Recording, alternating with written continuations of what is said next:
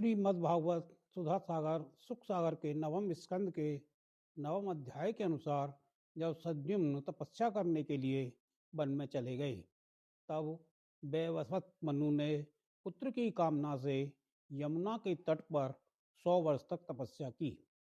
इसके बाद उन्होंने संतान के लिए सर्वशक्तिमान भगवान श्री हरि की आराधना की और अपने ही समान 10 पुत्र उत्पन्न किए। उन मनु पुत्रों में से एक का नाम था प्रसर्द। गुरु वशिष्ठ जी ने उसे गायों की रक्षा में नियुक्त कर रखा था।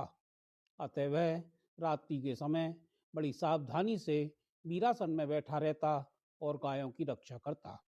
एक दिन रात में वर्षा हो रही थी। उस समय गायों के झुंड में एक बाघ घुस आया।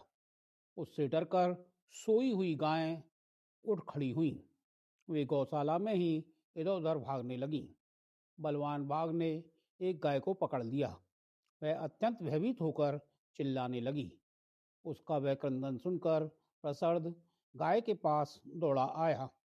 एक तो रात का समय और दूसरे घनघोर घटाओं से आच्छादित होने के कारण तारे भी नहीं दिखते थे। उसने हाथ में तलवार उठाकर अनजान में ही बड़े बेग से गाय का सिर काट दिया। वह समझ रहा था कि यही बाघ है। तलवार की नोक से बाघ का भी कान कट गया। वह अत्यंत भयभीत होकर रास्ते में खून गिराता हुआ वहां से निकल भागा। शत्रुदमन प्रसर्द ने यह समझा कि बाघ मर गया, परंतु रात बीतने पर उसने देखा कि मैंने तो गाय को ही मार डाला है। इससे उसे बड़ा दुख हुआ। यद्यपि प्रसर्द ने जानबूझकर अपराध नहीं किया था, फिर भी कुलपुरोहित वशिष्ठ जी ने उसे शाप दिया कि तुम इस कर्म से क्षत्रिय नहीं रहोगे, जाओ शूद्र हो जाओ।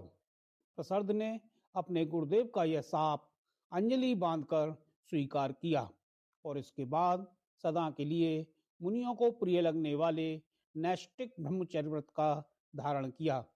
वह समस्त प्राणियों का अहेतुक, हितैषी एवं सबके प्रति समान भाव से युक्त होकर भक्ति भाव के द्वारा परम विशुद्ध सर्वात्मा भगवान वासुदेव का अनन्य प्रेमी हो गया। उसकी सारी आसक्तियां मिट गईं, वृत्तियां शांत हो गईं, इंद्रियां बस में हो गईं। वह किसी प्रकार का संग्रह परिग्रह नहीं करता था। जो कुछ दैववश प्राप्त हो जाता उसी से अपना जीवन निर्वाह कर लेता। वह आत्मज्ञान से संतुष्ट एवं अपने चित्त को परमात्मा में स्थित करके प्राय समाधिस्थ रहता। कभी कभी जड़, अंधे और बहरे के समान पृथ्वी पर विचरण करता। इसका जीवन व्यतीत करता हुआ वह एक दिन वन में गया। वहां उसने देखा कि दावानल धधक रहा है। मगनशील प्रसर्द अपनी इंद्रियों को उसी अग्नि में भस्म करके परम ब्रह्म परमात्मा को प्राप्त हो गया।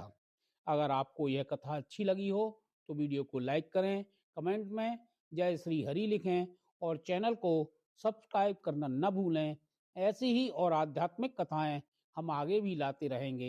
जय श्री हरि।